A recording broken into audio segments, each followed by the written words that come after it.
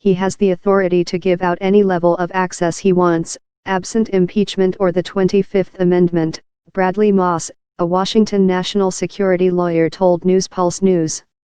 The Times reports that White House Chief of Staff John Kelly was so disturbed by Trump's order that he wrote a contemporaneous memo to the file to document it.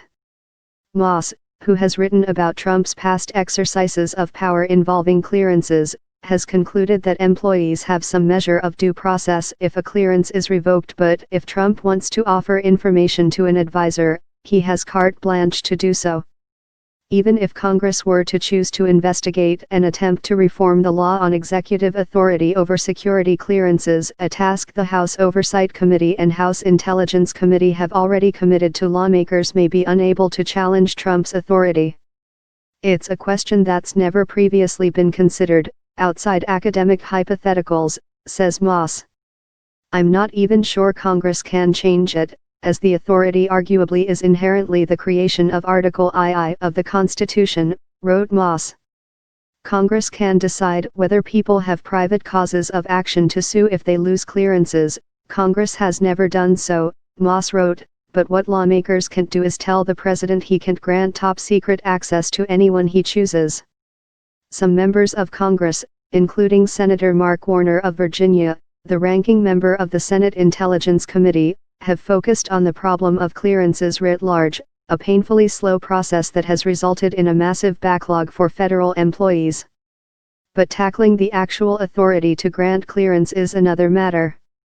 Trump derives his ability to dole out clearances using the exact same authorities that allow him to unilaterally declassify information, says Andrew Bakage, a Washington attorney for the Compass Rose Legal Group and a former intelligence officer who served in the CIA's Office of the Inspector General. The president is the ultimate deciding official in this area, he told NewsPulse News.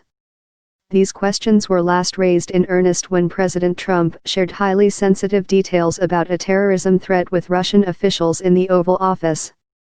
While Trump didn't declassify that information per se, experts largely agreed his authority to share information as he pleases would survive challenge, though it might deter allies from sharing key details about sources and methods in the future. A congressional aide agreed that, legally, Trump's allowed to do what he did. Our laws were obviously written with the assumption that presidents would actually care about protecting our national security. However, President Trump's ability to give his son-in-law access to sensitive information doesn't mean counterintelligence officials in the United States can simultaneously launch investigations to monitor his contacts with foreign officials. Kushner has been known to frequently engage with foreign counterparts, including Crown Prince Mohammed bin Salman of Saudi Arabia, who has been linked to the murder of Washington Post columnist Jamal Khashoggi. Counterintelligence officials are empowered to keep tabs on Kushner, said Bakage, including looking at money being exchanged, anything that could lead to compromise.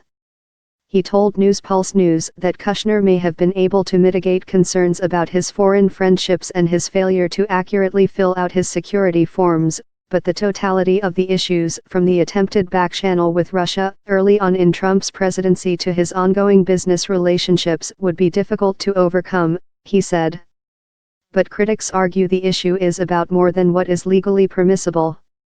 Just because he has the lawful authority to do something, that does not mean the lawful authority cannot be abused, said David Preece, a former CIA official, coup of the Lawfare Institute, and author of the recently published How to Get Rid of a President, a history of attempts to remove commanders-in-chief. Adam Schiff, chairman of the House Intelligence Committee, agreed that Trump's decision amounts to a serious abuse that endangers our security, he wrote in a tweet. However, there may not be a legal remedy for this kind of abuse, argues Mark Zaid, a prominent Washington national security attorney. If you want to use term generically as a lay person, fine, he wrote in a tweet. But I respectfully disagree that a president who utilizes clear constitutional power to grant security clearance constitutes abuse, certainly not as a legal matter. Trump's granting Kushner access to secrets may be less about illegal abuse of power than the message it sends to large number of government personnel whose continued employment depends on holding onto their security clearances. People who have never worked in government may not understand what a big deal this Kushner story is, wrote Matthew Miller, a former Justice Department official, in a tweet.